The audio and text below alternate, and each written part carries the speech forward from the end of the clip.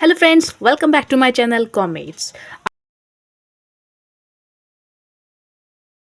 आपने मेरी last 2 videos तो देख ही ली होंगी, जिसमें मैंने question number 33 as well as question number 34 discuss किया है। खैर, आज हम उसी 2024 के सेम साइट का क्वेश्चन नंबर 29 पढ़ेंगे और उसको सॉल्व भी करेंगे, जो कि 4 मार्क का क्वेश्चन है। ठीक है ना। अगेन, जब भी हम केस स्टडी पढ़ने जाते हैं तो हम क्या स्टार्टिंग से रीड करते हैं? नहीं, हम रीड करेंगे नीचे से। ठीक है ना। यहाँ से रीड करके देखते हैं, क्योंकि इससे पहले कुछ यहीं पे स्टेप्स दिख रहा है मुझे। कह रहा है कि by doing this Bajenta Enterprises had completed the 2 important steps of staffing process. यानी कि ऊपर हम जब भी रीड करेंगे, ठीक है, जो बजेंटा एंटरप्राइजेस का क्वेश्चन होगा, इन्होंने स्टाफिंग प्रोसेस के 2 स्टेप्स लगाए हैं। ठीक है ना। हमें वो आइडेंटिफाई करना है। Of course, identify and explain those steps, और हमें उन स्टेप्स को पहले तो आइडेंटिफाई करना है और देन एक्सप्लेन करना है। यानी कि कुछ मार्क्स हमारे आइडेंटिफिकेशन के हैं और कुछ मार्क्स उसके एक्सप्लेनेशन के हैं। तो कैसे कैसे होंगे मार्क्स डिस्ट्रीब्यूशन वो मैं बता दूंगी। पहले क्वेश्चन रीड करते हैं। Right, okay.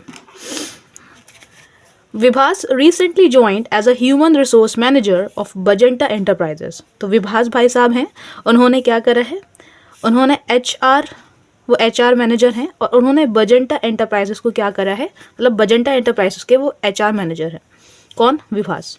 The company had embarked on a special project for which Vibhas had appointed 20 new employees. तो कंपनी ने एक नया प्रोजेक्ट स्टार्ट करा है जिसमें विभास भैया ने कितने 20 न्यू एम्प्लॉयज़ को अपॉइंट करा है। गुड, ठीक है।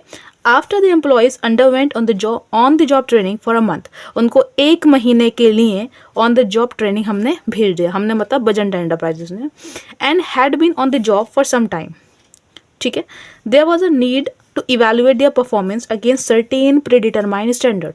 आने से आने के बाद उन्होंने क्या करा? अपने जॉब को परफॉर्म किया कुछ टाइम तक। तो जो मैनेजर है, HR मैनेजर विभास, वो उसको ऐसा लग रहा है कि इनकी परफॉर्मेंस को इवेलुएट करा जाए।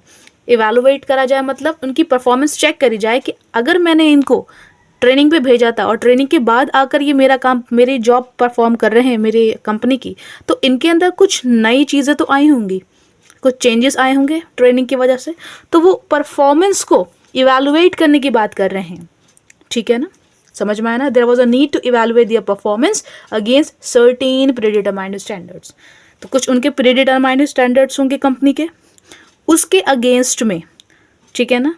हम क्या करेंगे? जो एम्प्लॉयज़ हैं उनकी परफॉर्मेंस को इवेलुएट करेंगे, मेज़र करेंगे कि इन्होंने अच्छा परफॉर्म किया, बुरा परफॉर्म किया या वॉट एवर। ठीक है। अब यहाँ पे कंट्रोलिंग नहीं लग रहा है, क्योंकि स्टाफिंग की बात चल रही है, तो आपके माइंड में स्टाफिंग चलना चाहिए। राइट। और आपको ये भी माइंड में आना चाहिए, स्टाफिंग के जो प्रोसेस थे, जो स्टाफिंग की प्रोसेस थी, उसके सारे स्टेप्स आपके माइंड में आ जाना चाहिए, और उसके हिसाब से आपको यहाँ से आंसर भी मिल जाना चाहिए कि यहाँ पे कौन सा स्टेप लग रहा है।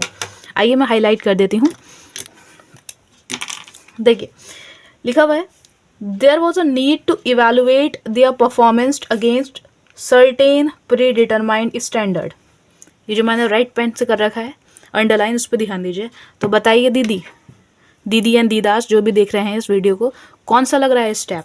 यस, बिल्कुल करेक्ट। आपके पास आंसर आ गया होगा। यहाँ पे लग रहा है परफॉर्मेंस एप्रेसल।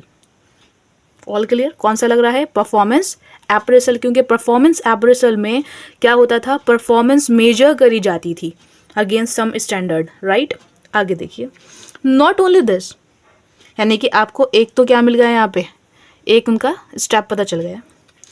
नॉट ओनली दिस, यानी कि परफॉर्मेंस अप्रेजल के अलावा भी Bajenta Enterprises had to address their career related issues and promotional avenues for their employees.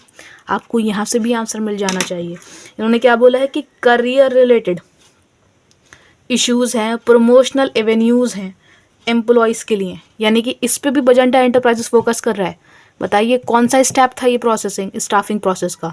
आपके पास बुक खुली हुई होना चाहिए अगर आपको याद नहीं आ रहा है तो। Yes, promotion and career planning is the answer of this. ठीक है, रीड करते हैं आगे। Vibhas was designing the activities to serve their employees long term interest by doing this. ये तो हमने पढ़ लिया था कि हमें आइडेंटिफाई करना है और एक्सप्लेन करना है स्टेप्स, जो स्टेप्स लगे। स्टेप लिखा हुआ है कि स्टेप्स लिखा हुआ है, ध्यान से देखना, एस है लास्ट में। प्लूरल है, दैट मीन्स एक से ज़्यादा स्टेप लगे होंगे और 2 ही स्टेप्स लग रहे हैं। सबसे पहला कौन सा लग रहा है हमारा यहाँ पे, परफॉर्मेंस अप्रेजल लग रहा है, और जो दूसरा लग रहा है वो कौन सा लग रहा है, प्रमोशन एंड करियर प्लानिंग लग रहा है। ठीक है, अब देखेंगे कि आंसर को कैसे प्रेजेंट करते हैं। तो क्वेश्चन नंबर 29, सबसे पहले तो 2 स्टेप्स ऑफ स्टाफिंग हमें बताना है। तो एक है परफॉर्मेंस अप्रेजल लग रही है, दूसरी लग रही है प्रमोशन एंड करियर प्लानिंग लग रही है। ठीक है, आपने आइडेंटिफाई किया, आपको आइडेंटिफाई करने के मिल गया है 1 मार्क इधर मिल गया, 1 मार्क इधर मिल गया। तो 4 मार्क्स के क्वेश्चन में से 2 मार्क्स आपके पॉकेट में तो सिर्फ आइडेंटिफाई कर आ गए, राइट।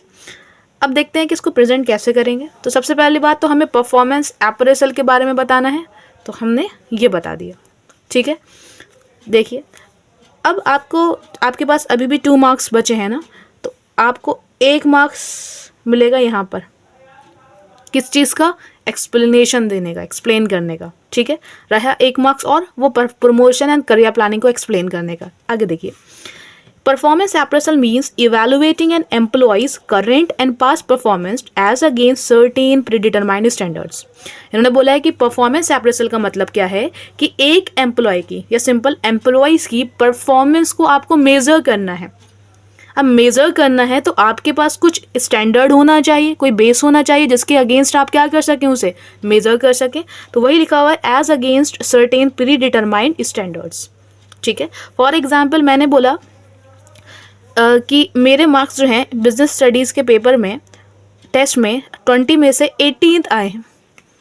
ठीक है, 20 में से 18 आए हैं, तो 18 मेरी क्या है, परफॉर्मेंस है, करेंट परफॉर्मेंस है। और मैं जो करेंट परफॉर्मेंस को जिसके अगेंस्ट में कंपेयर कर रही हूँ दैट इज़ 20, और 20 मेरी क्या हो जाएगा, प्री डिटरमाइंड स्टैंडर्ड हो जाएगा। पॉइंट समझ में आ रहा है ना। ये था परफॉर्मेंस अप्रेजल, ये था इसका सिंपल डेफिनेशन। आगे देखिए, the employees is expected to know what the standards are. अब जो एम्प्लॉय हैं, एम्प्लॉय की ही परफॉर्मेंस क्या हो रही है, कंपेयर कर रहे हैं, या एम्प्लॉयज़ की जो परफॉर्मेंस है उसी को इवैल्यूएट कर रहे हैं। ठीक है, एम्प्लॉय को पता होना चाहिए कि उनका जो उनकी परफॉर्मेंस है उसको चेक करने का स्टैंडर्ड क्या है, राइट। ये लिखा हुआ है the employee is expected to know what the standards are and the superior is to provide the employee feedback on his her performance. और जो उसका सुपीरियर होगा, यानी कि एम्प्लॉय का जो सुपीरियर होगा वो उसको क्या देगा, फीडबैक देगा। ठीक है, रिपोर्ट देगा कि भाई तुम्हारी परफॉर्मेंस अच्छी थी, बुरी थी, कैसी थी। ठीक है, तो अगर आपने ये लिखा 1 मार्क आपके पॉकेट में, तो 2 मार्क्स तो आपके ऑलरेडी पॉकेट में है, +1 3 मार्क। आइए 1 मार्क के लिए और जुगाड़ करते हैं, राइट। खत्म। प्रमोशन एंड करियर प्लानिंग, ये था हमारा second step. Managers need to design activities to serve employees long term interest also and encourage employee to grow and realise their full potential. तो उन्होंने बोला है कि जो मैनेजर्स हैं उनको अपने एम्प्लॉयज़ के लिए ऐसी एक्टिविटीज़ डिज़ाइन करना चाहिए सो दैट वो लॉन्ग टर्म में अपने आप को ग्रो कर सकें, इनकरेज कर सकें। ठीक है ना। Promotions are an integral part of the people's career. तो प्रमोशन क्या होता है, हर किसी इंसान के लाइफ का एक इंटीग्रल पार्ट होता है। इंटीग्रल मतलब इम्पॉर्टेंट पार्ट होता है। कौन नहीं चाहेगा कि मेरा प्रमोशन नहीं हो। इसलिए हर इंसान के जीवन में जो प्रमोशन होता है वो एक इम्पॉर्टेंट पार्ट रखता है, एक महत्व रखता है जीवन में। Where an employee is in a position of increase responsibility. Of course जब आपका प्रमोशन होगा तो आपकी रिस्पॉन्सिबिलिटी यानी कि एम्प्लॉय की रिस्पॉन्सिबिलिटी भी क्या हो जाएगी, इंक्रीज हो जाएगी। वीडियो अच्छी लगी हो तो लाइक शेयर एंड सब्सक्राइब जरूर करिएगा और अपने फ्रेंड्स के साथ शेयर करना मत भूलिएगा। Bye bye.